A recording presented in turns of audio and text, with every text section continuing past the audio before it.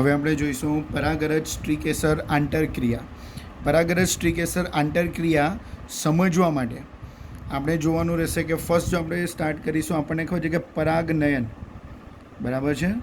જો આપણે પરાગનયનથી સ્ટાર્ટ કરીએ તો પરાગનયન માટે આપણને ખબર છે કે પરાગનયન માટે યોગ્ય પરાગનયન માટે જો આપણે વાત કરીશું યોગ્ય જે પરાગરજ છે તેનું ચોક્કસ સ્ત્રીકેસર પાસે શું થવું, વહન થવું.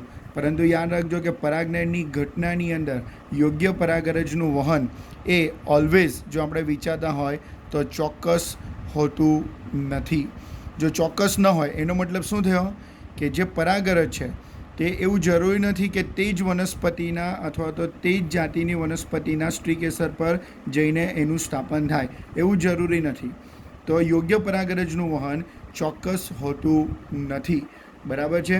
જો ચોક્કસ ન હોય તો તમે એવું કહી શકાય કે તેને ગ્રહણ કરી શકશે નહીં. એટલે આ જે પરાગનયનની જે ક્રિયા છે તેમાં યોગ્ય પરાગરજનું વહન ઓલવેઝ યોગ્ય એટલે એને જોઈતી જ સ્ત્રીકેસર પર થાય એવું જરૂરી હોતું નથી, એટલે કે એનું વહન ચોક્કસ હોતું નથી.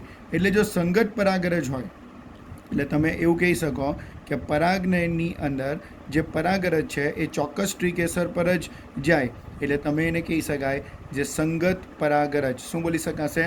સંગત પરાગરજ જ હોય, બરાબર છે. તેની આપણે કોઈ ખાતરી હોતી નથી. એટલે ક્લિયર થઈ ગયું હશે કે પરાગનયનની ઘટનાની અંદર જે સંગત પરાગરજ, સંગતનો મતલબ ખબરી ગયો હશે કે એક જ જાતિની વનસ્પતિના પુષ્પ પછી તે જ જાતિના વનસ્પતિના સ્ત્રીકેસર પર પ્રસ્થાપિત થાય તો તેને સંગત કહી શકાય. તો આ સંગત પરાગરજ જ હોય એવીની કોઈ ખાતરી હોતી નથી, બરાબર છે. તો સ્વ અસંગત પરાગરજ હોય તો પરાગાસન તેને ઓળખવાની શું ધરાવશે? ક્ષમતા ધરાવશે. જો સંગત હશે તો ઓળખી જશે. અને તે જ રીતે કહીએ તો ચાલે કે આપણે એવું કહીએ તો ચાલે કે જે અસંગત પરાગરજ, આપણે શાની વાત કરીશું?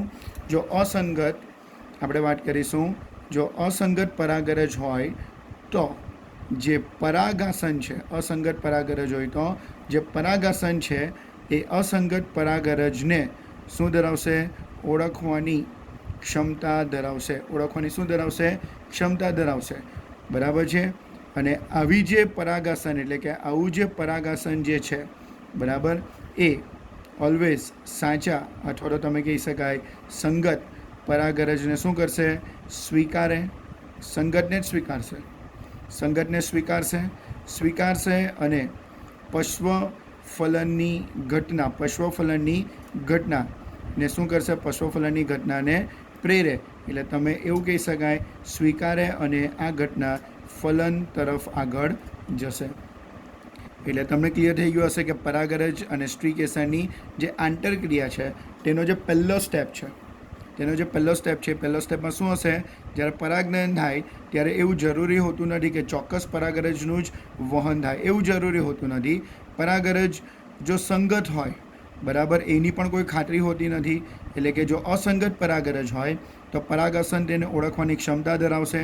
એટલે કે એને જોઈતી પરાગરજ સિવાય જો કોઈ બીજી પરાગરજ આવીને સ્થાપિત થાય તો તે તેના માટે કેવી પરાગરજ થઈ જશે? અસંગત પરાગરજ થઈ જશે. તો અસંગત પરાગરજને ઓળખવાની પરાગાસન શું ધરાવશે? ક્ષમતા ધરાવશે. આ જે પરાગાસન છે એ સાચા અથવા તો આપણે કહીએ ને સંગત પરાગરજને સ્વીકારશે અને સંગત પરાગરજને સ્વીકાર્યા પછી એ પશ્વફલનની ઘટના એટલે કે આપણે કહીએ ચાલે કે ફલન તરફ એની ઘટના આગળ જશે. જો પરાગરજ, આપણે હમણાં જ કીધું, જો પરાગરજ કેવી હશે? જો પરાગરજ આપણે એવું કહી શકાય કે અસંગત હોય. પરાગરજ કેવી હોય? અસંગત હોય. ને આવી અસંગત પરાગરજનું જો સ્ત્રીકેસર પર, બરાબર છે, સ્થાપન થાય, કોના પર સ્થાપન થાય? સ્ત્રીકેસરના પરાગાસન પર એનું સ્થાપન થાય તો આ પરાગાસન એ પરાગરજમાંથી જે અંકુરણ થશે પરાગનલિકાનું જે અંકુરણ થશે અથવા તેની જે વૃદ્ધિ થશે એ વૃદ્ધિને શું કરશે? અવરોધશે. એટલે કે એના પછીની આગળની ફલન તરફની અથવા તો પશ્વફલનની ઘટના થવાની નથી. તો ક્લિયર થઈ ગયું હશે. સંગત હોય તો એને સ્વીકારશે, સ્વીકારે તો એની વૃદ્ધિ એટલે પરાગનલિકાની વૃદ્ધિ થશે અને તે ફલન તરફ આગળ જશે. અને જો પરાગરજ અસંગત હોય તો સ્ત્રી કેસરના પરાગાસન પર એનું સ્થાપન થઈ ગયા પછી પરાગરજનું અંકુરણ થવાનું, પરાગરજમાંથી પરાગનલિકાનું અંકુરણ થવાનું નથી અને તેની જે વૃદ્ધિ છે એને શું કરશે? અવરોધશે. આમ પરાગરજને ઓળખવાની જે સ્ત્રી કેસરની શું છે? ક્ષમતા છે. એ ક્ષમતાને આધારે પરાગરજ સંગત છે કે પરાગરજ અસંગત છે, એ ક્ષમતાને આધારે સ્ત્રી કેસર એ પરાગરજને જો સંગત હશે તો સ્વીકૃત કરશે અને અસંગત હશે તો એને શું કરશે? અસ્વીકૃત કરશે. તો પરાગરજને સ્ત્રી કેસરના પરાગાશયની ઓળખવાની ક્ષમતાને આધારે પરાગરજ સ્વીકૃત અને અસ્વીકૃત થાય. બરાબર છે. આમ જે પરાગરજ છે, આમ જે પરાગરજ અને કોના પર સ્થાપન થવાની છે? સ્ત્રી કેસરના પરાગાસન સાથે સ્થાપિત થવાની છે. તો પરાગરજ અને સ્ત્રી કેસર સાથે જે આંતરક્રિયા કરતા પરાગરજ અને સ્ત્રી કેસરના રાસાયણિક ઘટકો, આ યાદ રાખવાનું રહેશે, રાસાયણિક ઘટકો. બરાબર છે. એ આ આંતરક્રિયાને શું કરશે? ઓળખી શકશે. આ આંતરક્રિયાને ઓળખી શકે. એટલે આપણને ક્લિયર થઈ ગયું હશે કે આ પરાગરજ અને સ્ત્રી કેસરની જે આંતરક્રિયા છે એ કોને આભારી છે? તો એ પરાગરજ અને સ્ત્રી કેસરના પરાગાશયની અંદર આવેલા આ જે રાસાયણિક ઘટકો છે એ રાસાયણિક ઘટકો બરાબર એ પરાગરજને શું કરશે? જો સંગત હશે તો સ્વીકૃત કરશે, અસંગત હશે તો અસ્વીકૃત કરશે. તો આ રીતે આ જે રાસાયણિક ઘટકો છે એ આંતરક્રિયાને શું કરી શકશે? ઓળખી શકે છે. કઈ આંતરક્રિયા? પરાગરજનું સ્થાપન કરવું અને તેની અંદરથી પરાગનલિકાનો વિકાસ કરવો અથવા તો એ ક્રિયાને અવરોધવું. તો આ આંતરક્રિયાને ઓળખવાની ક્ષમતા એ સ્ત્રી કેસરના પરાગાસન પર આવેલી હોય છે. જો સંગત પરાગરજ હોય, હવે આપણે વાત કરીશું, જો સંગત પરાગરજ હોય તો આ જે સંગત પરાગરજ છે એ પરાગાસન, બરાબર, એટલે કે પરાગનયન દ્વારા પરાગાસન પર શું થશે? સ્થાપિત થશે. બરાબર છે. પરાગાસન પર સ્થાપિત થશે. હવે આ પરાગાસન પર જે સંગત પરાગરજ હતી તે શું થઈ ગયું? સ્થાપિત થઈ જશે. તો આ જે પરાગરજ છે તેના જે જનન છિદ્રના માર્ગ છે, એટલે કે જે જનન છિદ્ર છે, તો એ જનન છિદ્રના માર્ગ દ્વારા એમાંથી પરાગનલિકાનું સર્જન થશે. એમાંથી શાનું સર્જન થશે? પરાગનલિકાનું. આપણે આ ચેપ્ટરની અંદર પરાગરજની રચના જોઈ છે, જેમાં અંદરનું જે લેયર છે, બરાબર છે, અંદરનું જે લેયર છે જે સેલ્યુલોઝનું બનેલું હોય તેમાંથી પરાગનલિકાનું સર્જન થશે અને તે જનન છિદ્રના માર્ગ દ્વારા બહાર આવશે. હવે જો આપણે વાત કરીએ તો આ જે પરાગરજ છે એ પરાગરજની અંદર સમાવિષ્ટ ઘટકોની વાત કરીએ તો આ પરાગરજની અંદર સમાવિષ્ટ ઘટકોની અંદર જો વાત કરીએ તો એક જનન કોષ અને એક વાનસ્પતિક કોષ આવેલો હોય. એક જનન કોષ અને બીજું શું આવેલું હોય? વાનસ્પતિક કોષ આવેલો હોય. તો હવે આ જે પરાગરજની અંદર જે સમાવિષ્ટ ઘટકો છે, પરાગરજની અંદર જે સમાવિષ્ટ ઘટકો છે એ સમાવિષ્ટ ઘટકો પરાગરજમાંથી જે પરાગનલિકાનો શું થાય છે? વિકાસ થાય છે. તો એ પરાગનલિકા દ્વારા આપણે એવું કહીશું તો ચાલશે, બીજાશય સુધી પહોંચે. ક્યાં સુધી પહોંચશે? બીજાશય સુધી પહોંચે. અને બીજાશય સુધી પહોંચે ત્યારે પરાગનલિકાની અંદર કેવી રચના હોય? ક્યાં તો દ્વિકોષીય રચના હોય, ક્યાં તો ત્રિકોષીય રચના હોય. આપણે આ બી ભણવામાં આવી ગયું છે. દ્વિકોષીય રચના હોય તો તમે કહી શકો કે જેની અંદર એક શું આવેલું હોય? જનન કોષ આવેલો હોય અને એક શું આવેલો હશે? વાનસ્પતિક કોષ આવેલો હોય. પરંતુ જ્યારે ત્રિકોષીય રચનાની વાત કરીએ તો જ્યારે પરાગરજમાંથી પરાગનલિકાની શું થતી હોય? વૃદ્ધિ થતી હોય ત્યારે એની અંદર આવેલો જે એક જનનકોષ છે એની અંદર આવેલો જે એક જનનકોષ છે, તો એ જનનકોષનું શું થશે? સંભાજન થાય. એ જનનકોષનું શું થશે? સંભાજન થશે. અને હવે 2 નર જન્યુ કોષો બની જશે. બરાબર છે? અને એક જનનકોષ હતો એની જગ્યાએ 2 નર જનનકોષ બની જશે. 2 નર જનનકોષ બની જશે. અને એક શું હશે? વાનસ્પતિક કોષ હશે. એટલે કે આવી જે રચના છે એને તમે કહી શકાય ત્રિકોષીય રચના. અને તમે શું કહી શકાય? ત્રિકોષીય રચના. હવે જે ડેવલપ થતી જે પરાગનલિકા છે, હવે જે ડેવલપ થતી જે પરાગનલિકા છે, એ પરાગનલિકા ક્યાં પહોંચી જાય? બીજાશયની અંદર પહોંચે. ક્યાં પહોંચી જશે? બીજાશયની અંદર પહોંચશે. અને બીજાશયની અંદર આવેલું જે અંડછિદ્ર છે, બીજાશયની અંદર આવેલું જે અંડછિદ્ર, તો અંડછિદ્ર મારફતે એ ક્યાં પહોંચી જશે? અંડકમાં પ્રવેશે. અંડછિદ્ર મારફતે એ ક્યાં પ્રવેશે? અંડકમાં પ્રવેશ પામશે. અંડકની અંદર પ્રવેશ પામશે. હવે એ અંડછિદ્ર દ્વારા અંડકમાં પ્રવેશે એટલે હવે ક્લિયર થઈ ગયું હશે. જો સંગત પરાગરજ હોય તો તેમાંથી પરાગનલિકા ડેવલપ થશે. અને આ પરાગનલિકા ડેવલપ થાય તો એની અંદર જે સમાવિષ્ટ ઘટકો એ ક્યાં તો દ્વિકોષીય હશે, ક્યાં તો ત્રિકોષીય. એ આપણને ખબર પડી ગઈ છે. હવે આ જે પરાગનલિકા જે બીજાશય પાસે જશે અને બીજાશયની અંદર આવેલા જે અંડછિદ્ર દ્વારા એ અંડકમાં શું કરશે? પ્રવેશ પામશે. જો અંડકમાં પ્રવેશ પામે ત્યારે આ યાદ રાખજો કે તંતુમય ઘટકો, જે તંતુમય ઘટકો દ્વારા, બરાબર, એ અંડછિદ્ર પાસે આવેલા જે તંતુમય જે ઘટકો છે એ તંતુમય ઘટકો દ્વારા એ એક સહાયક કોષની અંદર, એક સહાયક કોષમાં શું કરશે? પ્રવેશે.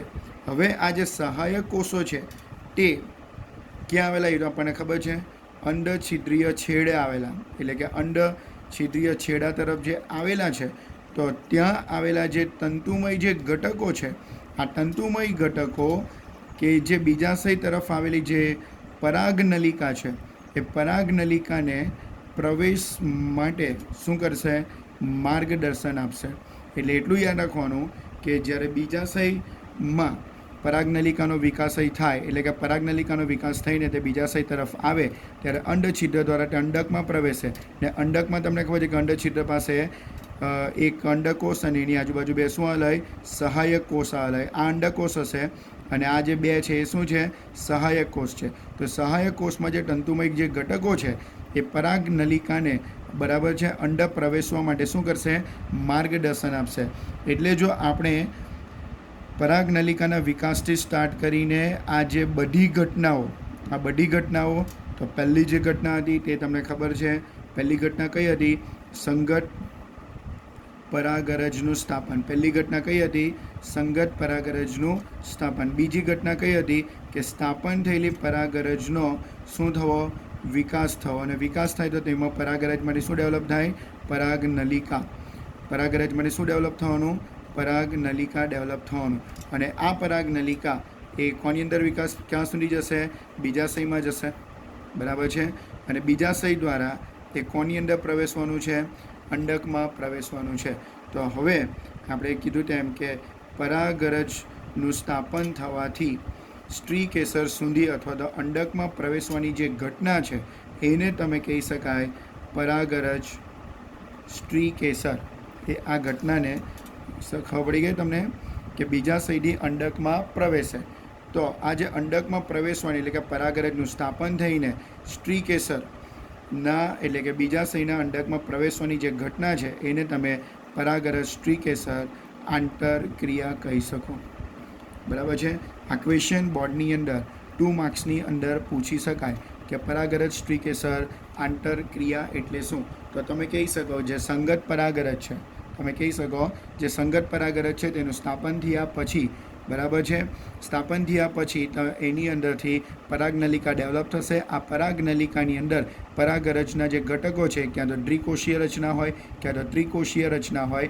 આવી પરાગનલિકા એ બીજાશયની એટલે કે બીજાશય સુધી પહોંચે અને તે અંડછિદ્ર મારફતે અંડકમાં શું કરશે?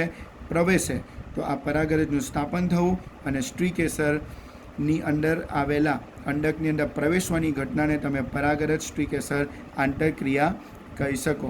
હવે આપણે જો એના એક્ઝામ્પલની વાત કરીએ તો હવે જો આપણે પરાગનલિકાના ડેવલપમેન્ટના ઉદાહરણની વાત કરીએ તો આપણે પ્રાયોગિક રીતે જોઈશું તો વટાણા, ચણા, ક્રોતોલેરિયા, ગુલમહેંદી, બારમાસી જેવી વનસ્પતિ આપણે પ્રેક્ટિકલમાં બી આવશે, બારમાસી આવશે. તો બારમાસીને રિલેટેડ જો વાત કરીએ તો એવી વનસ્પતિની જે પરાગરજ છે એ પરાગરજને આપણે સ્લાઇડ પર લીધા બાદ એમાં શર્કરાનું દ્રાવણ 10% જેટલું કોન્સન્ટ્રેશનવાળું શર્કરાનું દ્રાવણને પેલા પરાગરજ પર જો આપણે મૂકીએ તો યાદ રાખજો કે એ પરાગરજમાંથી શું ડેવલપ થયેલી દેખાશે? પરાગનલિકાનું અંકુરણ થાય. એટલે કે જસ્ટ એક્ઝામ્પલ, આપણે જ્યારે સ્લાઇડ પર મૂકીશું ત્યારે પરાગરજ કંઈક આવા શેપની દેખાશે, બરાબર છે. ત્યાર પછી એના પર જો શર્કરાનું આપણે 10% કોન્સન્ટ્રેશનવાળું જો દ્રાવણ એ પરાગરજ પર મૂકતા આ જે ભાગ છે ત્યાંથી આપણને આવી પરાગનલિકા અંકુરિત થયેલી દેખાશે, આવી પરાગનલિકા અંકુરિત થયેલી જોવા મળશે, બરાબર છે. તો એ પ્રેક્ટિકલ વર્કની અંદર આવશે. હવે જો આપણે જરાક આગળ જઈશું તો આપણે વાત કરીએ તો ભિન્ન ભિન્ન વનસ્પતિની જાતિઓ અને આપણે કહીએ તો ચાલે કે ક્યારેક કેટલીક વનસ્પતિનીઓ પ્રજાતિઓ પણ. તો ભિન્ન ભિન્ન વનસ્પતિની જાતિ અને પ્રજાતિ વચ્ચે જ્યારે આપણે સંકરણ દ્વારા જો ભિન્ન ભિન્ન જાતિઓની વનસ્પતિઓ અને પ્રજાતિ વચ્ચે જો આપણે સંકરણ કરાવીએ તો સંકરણ કરાવવાથી આપણને આપણા ઈચ્છિત લક્ષણો એટલે સિલેક્ટેબલ કેરેક્ટર્સ બરાબર વાળી વનસ્પતિ આપણને મળી શકે અથવા તો એવી વનસ્પતિનો સમન્વય કરી શકાય. એટલે કે ઈચ્છિત લક્ષણોવાળી વનસ્પતિ આપણે શું કરી શકાય? મેળવી શકીએ. તો એ મેળવવા માટે આપણે શું કરવું પડશે? કૃત્રિમ સંવર્ધન કરવું પડશે. કૃત્રિમ સંવર્ધનની અંદર આપણે જાતે જ પરાગરજ એટલે કે આપણે જાતે જ કે ઈચ્છિત પરાગરજનો ઉપયોગ કરવો પડશે. આપણને જોઈતી પરાગરજનો ઉપયોગ આપણે શાના માટે કરવાનો? પરાગનયન માટે કરવાનો. પ્લસ કે આપણે એવું પણ કહી શકાય જે પરાગાસન જે છે તો પરાગાસનને આપણે અસંગત પરાગરજથી શું કરવાની રહેશે? દૂર કરવાની રહેશે. એટલે પરાગાસન પર આપણને ન જોઈતી પરાગરજને આપણે શું કરવાનું? દૂર કરવાનું. તો તેના માટે આપણે પરાગાસનને અસંગત પરાગરજથી શું કરવી પડશે? રક્ષિત કરવાની રહેશે. અને ચોક્કસ અથવા તો આપણે ઈચ્છિત પરાગરજનો જ આપણે પરાગનયન માટે ઉપયોગ કરવાનો રહેશે. તો આ પદ્ધતિ કૃત્રિમ સંવર્ધનની પદ્ધતિ સમજવા માટે બરાબર છે આપણે કૃત્રિમ સંવર્ધનની પદ્ધતિ સમજવા માટે આપણી પાસે બે પદ્ધતિ છે. આપણે એવું કહી શકાય કે એક છે વંધીકરણ એટલે ઇમેસ્ક્યુલેશન, અને બીજી જે પદ્ધતિ છે તેને તમે એવું કહી શકો કોથળી ચડાવવી એટલે તમે એને કહી શકાય બેગિંગ. કોથળી ચડાવવી એટલે તમે શું કહી શકાય? બેગિંગ પદ્ધતિ. તો આપણને ખબર છે કે જે દ્વિલિંગી પુષ્પ છે એમાં નર પુષ્પ અને માદા પુષ્પ એટલે કે નર પ્રજનન અંગ અને માદા પ્રજનન એટલે પુકેસર અને સ્ત્રી કેસર આવેલા હોય. તો દ્વિલિંગી જે પુષ્પ છે એ દ્વિલિંગી પુષ્પમાંથી આપણે એવું કહી તો ચાલે કે જ્યારે પુષ્પ કલિકા અવસ્થામાં હોય, કઈ અવસ્થામાં હોય? કલિકા અવસ્થામાં હોય ત્યારે પુષ્પને યાદ રાખજો કે નુકસાન ન પહોંચે એ રીતે આપણે ચીપિયાની